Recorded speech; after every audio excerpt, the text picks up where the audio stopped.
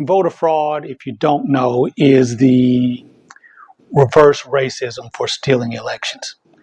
So, you know how we live in a country where racism isn't real, but reverse racism is real. It's if you're feeling the effects of or dealing with the consequences of reverse racism, then that's an actual thing.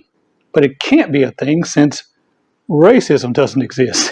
So if I can't feel the effects of racism, there's no way for you to feel the effects of reverse racism.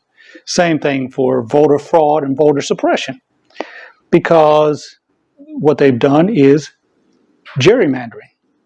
You don't have to go far to look that up. Many of these states have Republican legislatures, and they've worked very hard to draw districts that are very self-serving. So a great deal of the country's governors end up as Republicans. The people sent to Congress end up as Republicans, simply off of drawing the districts themselves. They overturned the Voting Rights Act from the 60s. These Republican governors in places like Texas, like I mentioned earlier, had large populations with limited places to cast your ballot, hoping that fear of COVID or the difficulty of voting would suppress the vote. Now you have the gerrymandering, you have the limited polling places, and you have even the intimidation efforts of the Proud Boys stand by and stand back and all of this kind of stuff, and the poll watchers, and it's a felony to vote this way and that way, on top of the additional efforts that they've put to knock down voter fraud with the voter ID, which now covers at least 36 states. So now you have to have the ID in your gerrymandered district and wait for a zillion hours to vote at your one polling station in your major metropolis. All of this voter suppression effort, and people were saying, no, but he's going to get his ass the hell up out of here this time. And they voted by mail, and they stood in line, and they went to that one fucking polling station, right? Despite all of their best efforts. He still did not win. Now, they never win. Since 1992, only one time, and that's in 2004, did a Republican get the popular vote. And that was an incumbent who did not win the popular vote in 2000. So they're very much aware that their strategy is no longer, we're going to win a Democratic vote. Because, and this is where voter fraud really, the rubber meets the road. They do not believe that all of the eligible voters are legitimate. You notice that what the president is doing is playing on that idea. He's talking about places like Detroit and Atlanta. You know what that means, where there's all these illegitimate votes. You know what's illegitimate about them. But it resonates. We got to get those votes done because there's something going on down there. Those other millions of votes are all illegitimate. Either they speak Spanish or they look like these, right? So that's why they're illegitimate. You don't have to read too far between the lines to figure out what they're saying of the votes that need to be thrown out. And yet and still, Republican governors and whatever, state after state, are going, we did the gerrymandering. We did the intimidation. We did the voter ID. We did the one polling station. Nigga, you just lost. As they generally do with the popular vote. You just lost. And just by this fucked up system that we have with the Electoral College, it just so happened with the right combination of states, just like the way you won, you lost the electoral vote. Pretty much by the same margin. That's the way it goes. Time to exit stage left. But you notice there's something more insidious about it.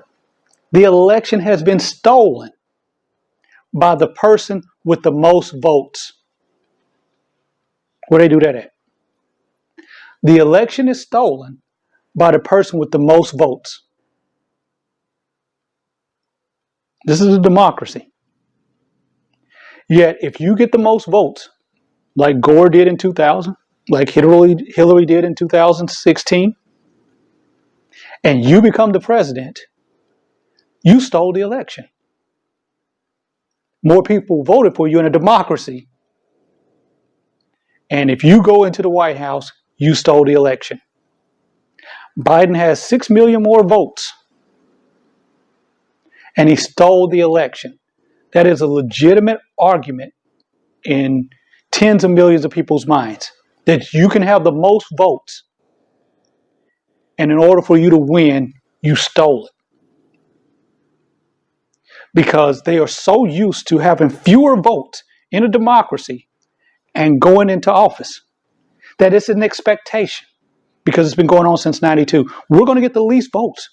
That's no doubt about it. We're going to get the least votes, but we still expect to win in a democracy. That's where we are. There's no qualms about it. There's no shame anymore. There's no positioning it. It's already been positioned. Of course. No, we're not going to get the popular vote.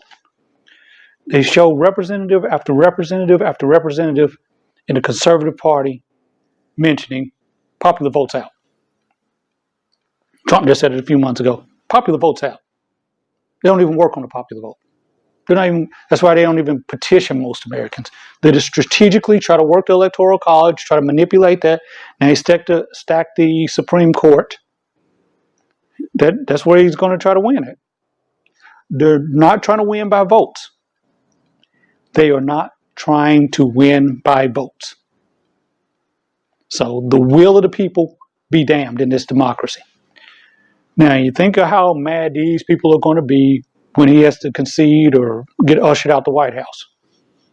I don't care. Think of how mad we're going to be if that bullshit with the Supreme Court works.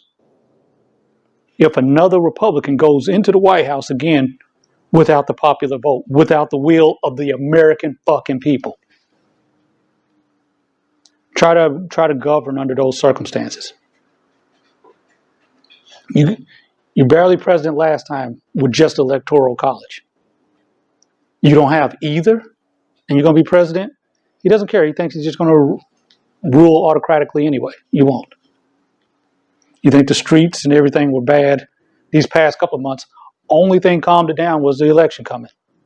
COVID, stuff like that, things that are going to be gone. Other than that, it's just going to be 4 years of mayhem. Because it will be a stolen election. No popular vote and no electoral vote? And you're just going to roll your fat orange ass in there anyway? Don't think so. But anyway, Secret Service is going to go in there and stop working for him, and everything's just going to stop anyway, because the slow-moving coup that he's working on can't work. The biggest problem I'm having with it is that a large swath of the American people are still working on this and looking for a candidate like him silly enough to try to enforce it, because they believe my vote is illegitimate. That their vote should have way more say than my vote. The way the Dakotas have proportionally more influence than California. They believe that's right. And that's the sick part. They think it's right. That your vote should be taken aside somewhere. It's illegal. It's illegitimate. There's something wrong with it. If he didn't win, something happened. What do you mean something happened? Most people didn't want him in 16. Most people didn't want him now. They were a little mad about Bernie or Hillary and didn't show up to vote and said, well, this country isn't that bad. It's not going to make this man president. They just assume Hillary's going to become president, but let it be a lesson to the Democratic Party about putting a machine candidate in there. And then she didn't win. So everybody had to swallow their pride and say, well, I got to get off my ass and actually vote and get rid of this motherfucker, because this country is not smart enough not to elect him president. That's enough of that one. So I don't want to hear no more voters fraud nonsense. So this one's called Liberal Media Has Racist Parents.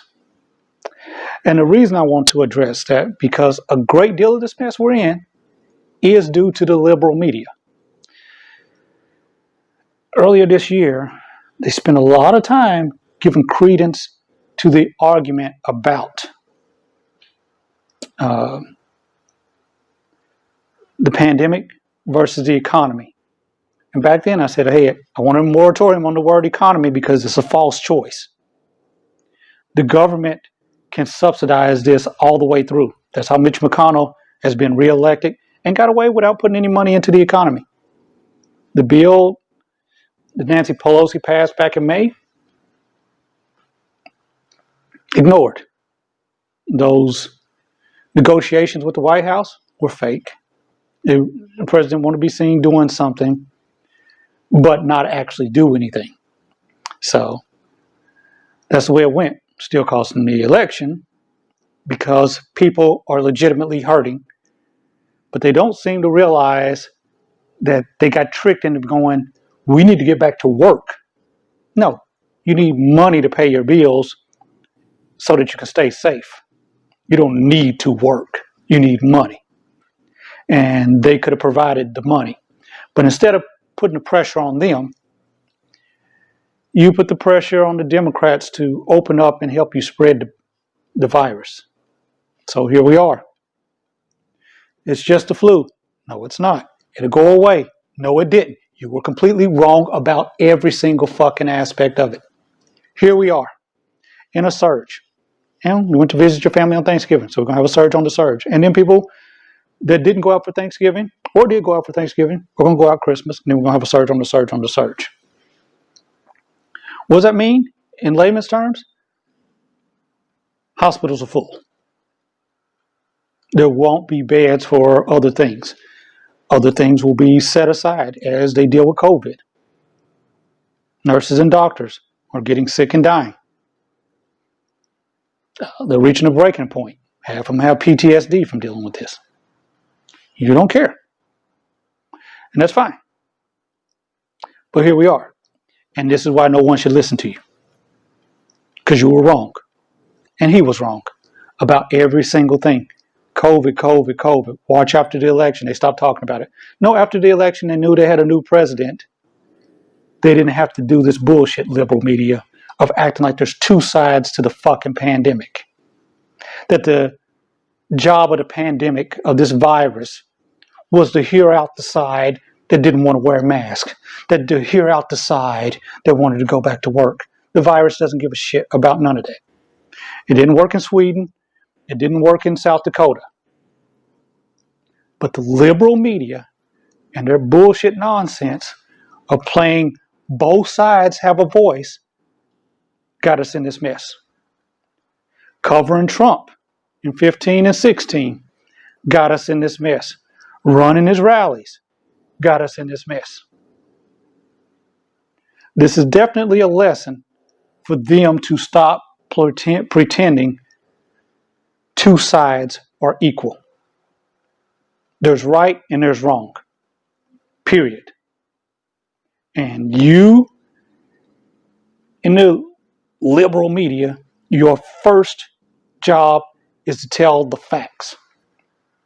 Not keep doing these stories of this is how many people are dying, and then put the microphone in front of somebody that says wearing a mask violates their civil rights. You're wrong for doing that. Trump is your Frankenstein monster. COVID spiraling out of control is your Frankenstein monster because you gave credibility to the other side. That was just wrong. And it was wrong for you to do it. And I'm here for some accountability from you guys because it's not enough to acknowledge that the right is wrong, but that you're wrong as well for giving them a voice. Not a credible voice. Not a what's the best way forward or how much money do we need to spend in the economy to keep things going or are there things that could be safely opened up? That's a discussion. It's a hoax. It's 5G. It's hurt Trump. You don't give any of that bullshit equal sides. You don't talk about looting during Black Lives Matter. They're not equal. Because the looting stopped. Is racism gone? Is police brutality gone? No. See, the looting can stop at any fucking time. You expect the looting to stop. You expect there to be an end to that. Where's your pressure now to end racism? Where's your pressure to end police brutality? How does police brutality or shootings happen in cities where there's no looting? How's that possible? But you gave it equal weight. Violence is not the answer. Looting is wrong. Riots. You helped them. And now those are gone. And here we are, with half the country thinking all of that shit is real. That there are mobs out there, that the cities are going to burn because you're out there covering it like an idiot instead of keeping your eye on the ball. You have to do more than be Fox News light. You have to be the truth. You have to stay on the side of the facts. You have to stick to the issue at hand. For example, if I just committed a murder and I was fleeing the police and they wrestled me to the ground, you know how much talk there would be about police brutality in that? Because the facts and the issues would be about that I committed a murder. Not about the extent that they had to do to get me under some restraint or to take me off to jail. The issue is I committed murder and I needed to be stopped. And that's what it is with police brutality. There's no talking about Target, Burger King, and all this other nonsense. So you're to blame for that.